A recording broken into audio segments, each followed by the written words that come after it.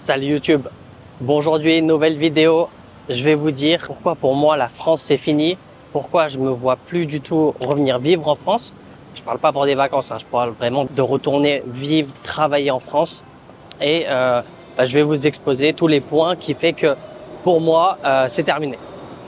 Et avant de commencer cette vidéo, une petite pub. Si l'expatriation vous intéresse, que ce soit pour venir trouver un travail en Thaïlande ou alors vous travaillez déjà en ligne et vous souhaitez le faire depuis la Thaïlande via un visa DTV, ou alors vous êtes à la retraite et vous voulez passer votre retraite sous le soleil comme là on est mi-mars, il fait extrêmement chaud, je sais pas pourquoi je tourne en pleine journée. Enfin bref, il y a un guide vidéo complet à ce sujet-là, un accompagnement. Je vous mets le lien dans la description. Fin de cette petite pub. Alors avant de commencer, je vais d'abord faire un récapitulatif très rapide de ce que j'ai fait en Thaïlande. Vous êtes beaucoup à me découvrir très récemment. Vous me suivez pas depuis le début. Je vais pas raconter ma vie à chaque début de vidéo. Mais là, c'est la bonne occasion. Pour faire simple, la première fois que je suis arrivé en Thaïlande, c'était en 2011 et je suis venu pour m'entraîner à la boxe. À ce moment-là, c'était vraiment faire un camp d'entraînement.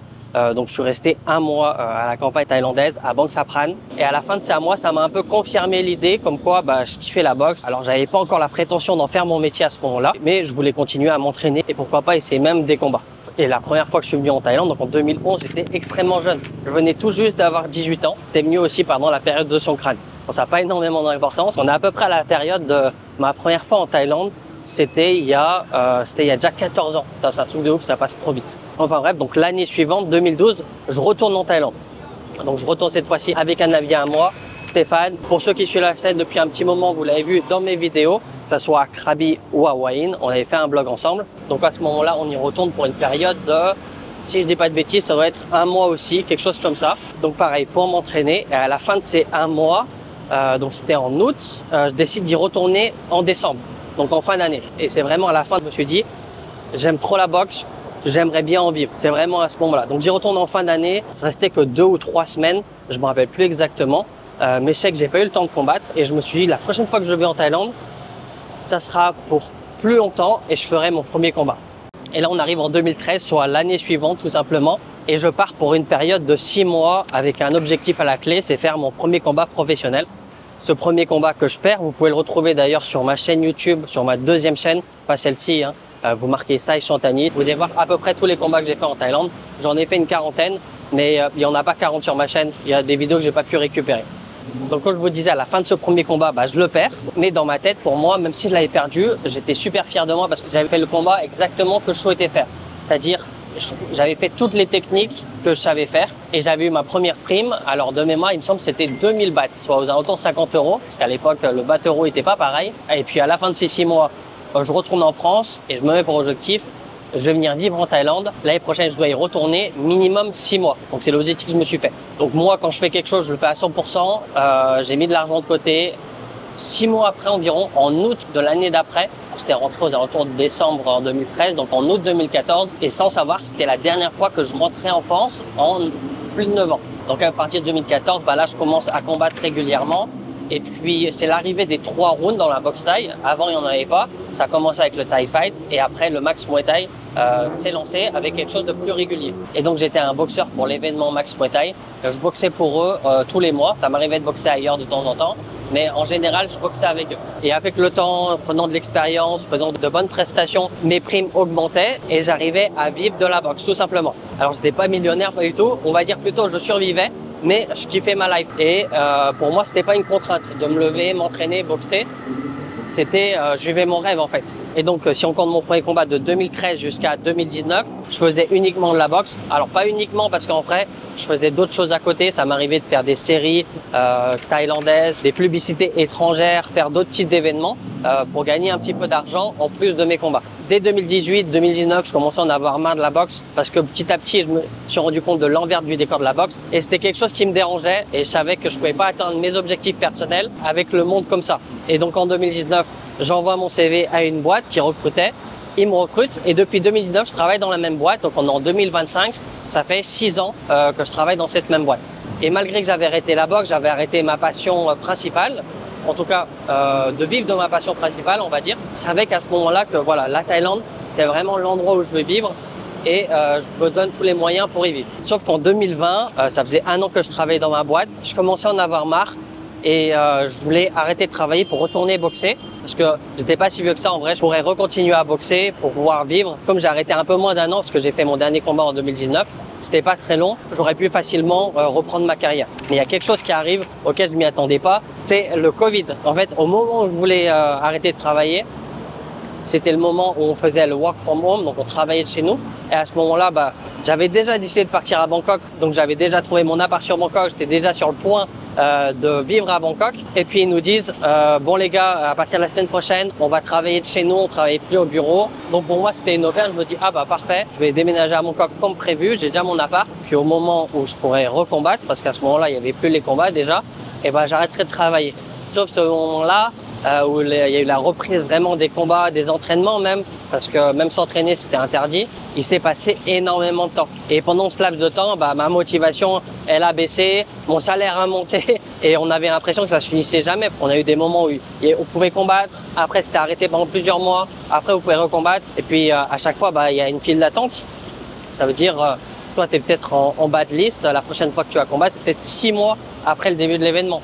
Sauf qu'entre-temps, il y a eu des arrêts. Enfin bref, j'espère que j'étais assez clair. Mais c'est ça qui a fait que finalement, j'ai jamais repris la boxe et je travaille toujours dans cette même boîte depuis 2019. Donc depuis plus de 6 ans. Et en vrai de vrai, je pourrais dire que je suis en Thaïlande depuis 2011 parce que je vois la plupart des gens qui disent qu'ils sont en Thaïlande depuis tant d'années. En fait, ils comptent même les moments où ils faisaient des allers-retours, où ils faisaient 6 mois pour travailler. Mais bon, pour moi, être en Thaïlande, c'est de jamais retourner en France. C'est vivre de son travail depuis la Thaïlande. Pour moi, c'est ça, vivre en Thaïlande. C'est pas aller en France, faire de l'argent, revenir, le dépenser et faire des allers-retours comme ça. Pour moi, ça, c'est pas vraiment vivre en Thaïlande. Enfin bref, c'est la fin de cette petite parenthèse. Du coup, vous avez un petit peu le résumé de ma vie très rapide de ce que j'ai fait en Thaïlande depuis mon arrivée. Et si vous avez remarqué, moi je suis en Thaïlande depuis que j'ai 18 ans exactement. Je voulais toujours juste avoir 18 ans et en fait je suis devenu adulte en Thaïlande. Donc pour moi la Thaïlande c'est plus qu'une expatriation. À l'heure d'aujourd'hui c'est beaucoup plus que ça parce que déjà de 18 ans à 32 ans, je viens de fêter mes 32 ans il y a 2 semaines, et c'est 14 ans. 14 ans, c'est presque la moitié de ma vie. Et surtout, c'est la partie, on va entre guillemets, la plus importante ou la plus cruciale. C'est le moment où je suis devenu adulte en Thaïlande. Parce qu'avant ça, je vivais chez mes parents. Du coup, quand tu vis chez tes parents, c'est pas la vraie vie. Tu payes pas ton loyer, tu payes pas l'électricité, tu t'occupes juste de ta chambre, tu fais même pas à manger parce que ma grand-mère faisait à manger pour nous. Voilà, pour moi, avant ça, c'était vraiment la belle vie. Une vie d'enfant, quoi. Quand je suis arrivé en Thaïlande, tout a dû changer. J'ai dû trouver un appart. Trouver de l'argent pour payer le loyer, trouver de l'argent pour payer l'électricité, acheter à manger. Je cuisinais pas parce qu'en Thaïlande, c'est facile de manger à l'extérieur. Mais voilà, c'est une toute autre vie. Je suis vraiment devenu adulte en Thaïlande. Et puis en vrai, même si c'est pas exactement la moitié de ma vie que j'ai fait en Thaïlande, en plus du fait que je sois devenu adulte ici, il y a aussi le fait que de 0 à 4 ans, en vrai, on n'a pas trop de souvenirs. Donc pour moi, je peux presque déjà dire que j'ai passé la moitié de ma vie en Thaïlande. Et même si je suis conscient que je suis français, il y a beaucoup de choses auxquelles je pense comme un français. Il y a aussi énormément de choses où j'ai plus la mentalité asiatique. Je dis asiatique parce que c'est pas seulement Thaï, je suis moitié laotien. Mais il y a plein de points auxquels je me sens mieux comment fonctionne en Asie. Par exemple, le respect par rapport aux aînés. Mais aussi le fait qu'on évite le conflit. Le fait qu'on n'a pas de contact quand on dit bonjour. Ça veut dire en France, si on va voir un groupe, on va dire bonjour à tout le monde, on va serrer la main à tout le monde. Ou si on voit des femmes, on va leur faire la bise.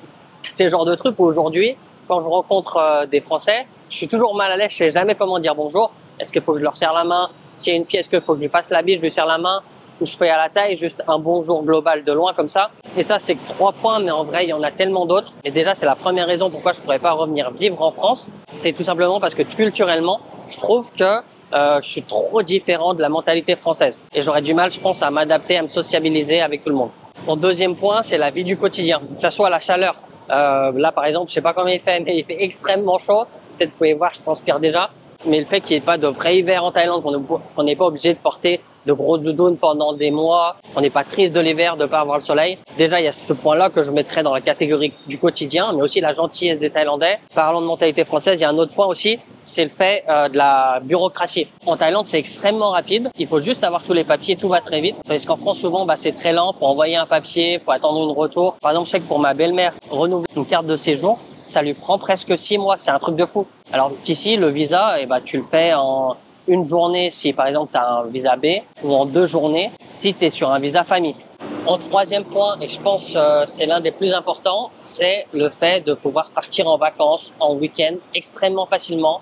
et pour très peu d'argent. Alors je sais que tout le monde est différent, ça va dépendre aussi du type de travail, etc. Mais moi personnellement, je suis parti au minimum un week-end rallongé, c'est-à-dire 3-4 jours par mois dans une province. Alors par exemple là on est en été, donc c'est beaucoup plus agréable de partir à la plage, ça soit Hua Hin, Pattaya, plus au sud, Phuket, Krabi, Samui, j'ai fait Samui il y a pas longtemps. Si on est plus en période fraîche, par exemple novembre, décembre, dans ce cas-là je vais plus partir dans le nord du côté de Chiang Mai. Et si on est en saison des pluies, alors je voyage un peu moins en saison des pluies, mais en saison des pluies quand je voyage, ça va plus être nature mais pas montagne, c'est-à-dire du côté de Kanchanaburi ou alors du côté de Khao Yai. Donc c'est ça qui est top, c'est-à-dire on prend la voiture en 3 heures, on est en vacances, on peut prendre un hôtel, tout ça sans se ruiner. Et pour moi ça c'est vraiment le point le plus important qui fait que je rentrerai pas en France, parce que partir en vacances en France ça coûte une blinde, même si vous n'êtes pas en haute saison. Puis si vous n'êtes pas en saison, du coup vous allez vivre le froid, enfin vos vacances elles seront pas aussi bien que ici quand il fait chaud tout le temps.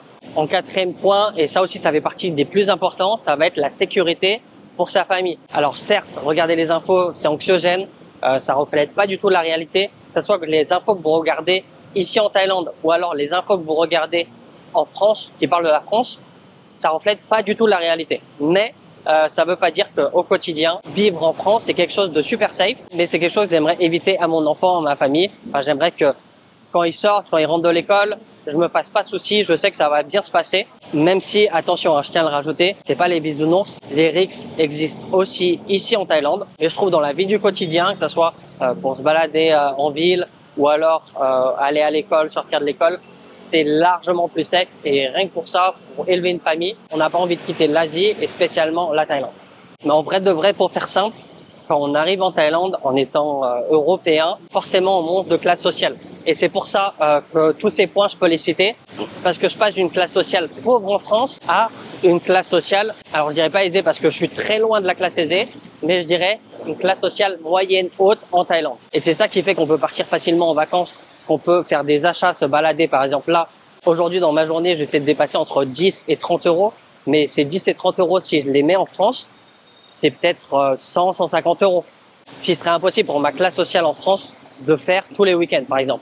Et ce qui est d'ailleurs impossible pour un Thaï qui est au SMIC, au salaire minimum, de faire également. Donc je pense aussi c'est ça qui fait que on se sent tellement bien en Thaïlande et on n'a pas envie de quitter la Thaïlande. En tout cas, pour mon cas, c'est parce qu'on monte de classe sociale. Si je serais riche en France, peut-être que je ne voudrais pas quitter la France. C'est fort probable. Mais voilà, en tout cas pour ma part, maintenant vous avez les raisons pourquoi, pour moi, la France c'est fini. Je pourrais pas retourner vivre en France. Si je dois quitter la Thaïlande, ça sera forcément pour aller dans un pays voisin, plus spécialement le Laos. Donc voilà, on arrive à la fin de cette vidéo. J'espère que ça vous a plu. Dites-moi vous en commentaire ce que vous en avez pensé des points que j'ai abordés. Dites-moi également si vous êtes d'accord avec ce que je dis. Et c'est pour vous qui vivez déjà en Thaïlande, la France c'est fini. Ou alors au contraire, après votre expérience en Thaïlande, vous vous sentez beaucoup mieux en France. N'oubliez pas de liker si c'est pas déjà fait. Regardez aussi dans la description, il y a une formation pour apprendre le thaï, pour s'expatrier en Thaïlande. N'oubliez pas de vous abonner et moi je vous dis à la prochaine.